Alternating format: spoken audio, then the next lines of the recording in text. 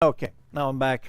I just installed the Cura software, which is the Ultimaker's rendering software, and basically I'll just show you. So a couple of setups there you need to make to do before you can actually start printing. Okay, yada yada yada.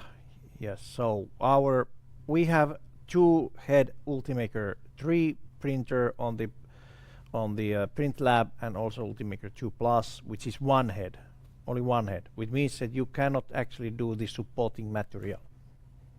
Or it's yes you can, but it's very slow. But Ultimaker 3 has two heads. Head 1 has the this plastic what you want to use, and head 2 is for the supporting plastic. Okay, so add that printer. Next step would be, okay, that we don't have the network for that printer. Next actually would be to download our design, and well, that was the STL file. I think it's still under my downloads. Yes, ISDB box 1 STL. Just copy that one. Yeah, that's it. That's how you import the model. And as you can see on the right corner here now it's slicing.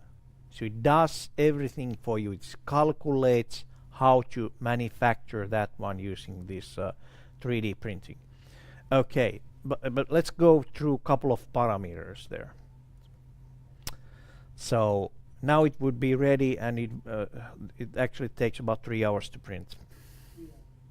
So we are not going to print, especially also because of the height of this box is a little bit, challenging. Okay, let's first do the setup for the material.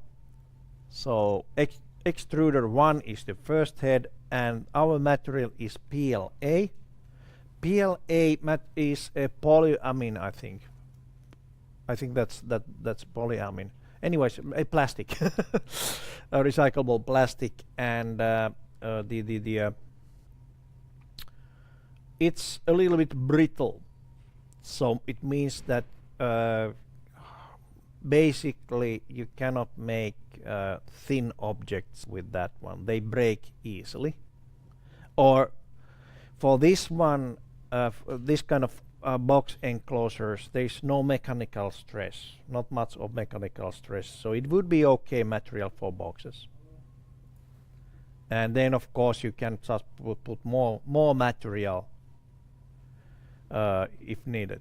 Okay, then the material, we actually go and make sure that this is the Ultimaker PLA, just because, well, this machine is designed for that material, all the settings. So that's the PLA, and we have nice green PLA available. Okay, yeah, green. Wow, now it also looks green. Then the print core, yes, 0.4 is the right size. So this is the diameter of the nozzle.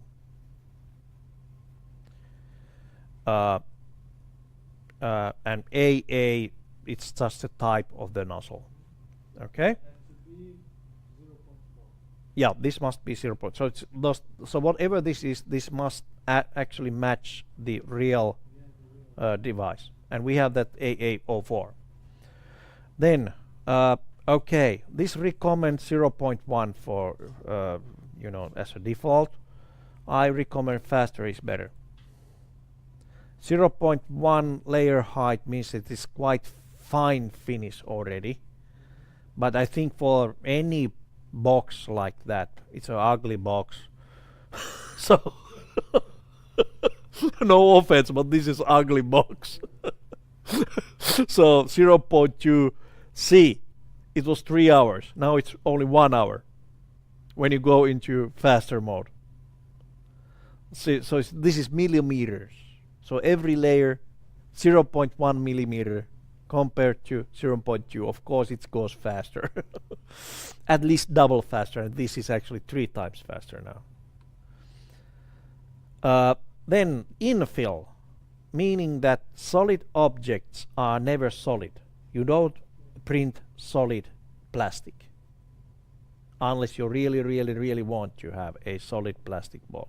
You always have just the surfaces, and then there's a mesh grid inside of it. So that 20% is quite good for any box or any design. 20% is okay. If you need more more rigidity, then maybe going to 50% is okay. More than 50, I don't see any reason. 50 gives already about the same stencil strength as 100%. Okay. Then, if you have any incavings, then you would actually generate support material. So all of these kind of tents or like that hole here actually needs some infilling here, support material to be printed. So it cannot be printed on the on empty. On the other hand, this one actually was 45 degrees. That does not require that material, the supporting material. However, here we have again at least that gap here requires. So if this is a smart system, it actually does not put supporting material here at all, just put the supporting in between. This was 45 degrees again, and that's 45. Well, the other way around, it can be any angle. This definitely requires some support material, since otherwise you will start printing on the empty hole on the top of that one. Okay, so generate support, and then basically extruder 2 is for support. Yeah, extruder 2. Then we go and fix also the extruder 2, since the material is wrong by default. Okay, still about 1 hour. That's all you need to do here. Build plate adhesion means that it actually extends the print a little bit so it sticks better in the surface. Never does that button. You really need to have a little bit of kind of sleeves around it. Otherwise it starts curving or peels off and then it's ruined. So build plate adhesion is kind of funny option. It should be always clicked. Okay, extruder 2. Okay, let's go to that one. We have Ultimaker PVA, which is natural PVA. This is actually one of those. I think it's made of milk protein or something like that.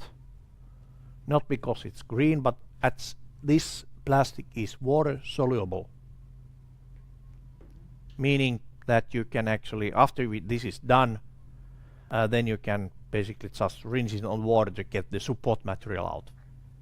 So natural PVA. It usually, it starts complaining about wrong nozzle. Print core is BB 0.4. Yeah, no AA 0.4, but BB 0.4 core. Okay. I think yes, that's that. Yeah, okay. Print speed also for extruder 2 would be 0.2. The print height, sorry, faster. Same infill.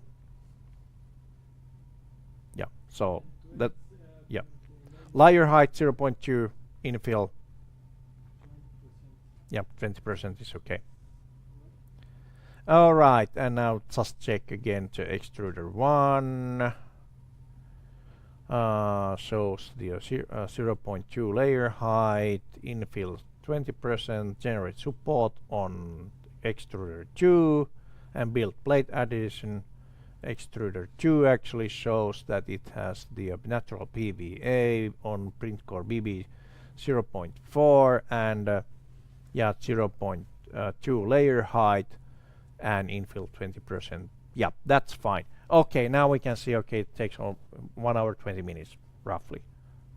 Okay, so yeah. And then we can actually take also different views. The layer view shows what is done with which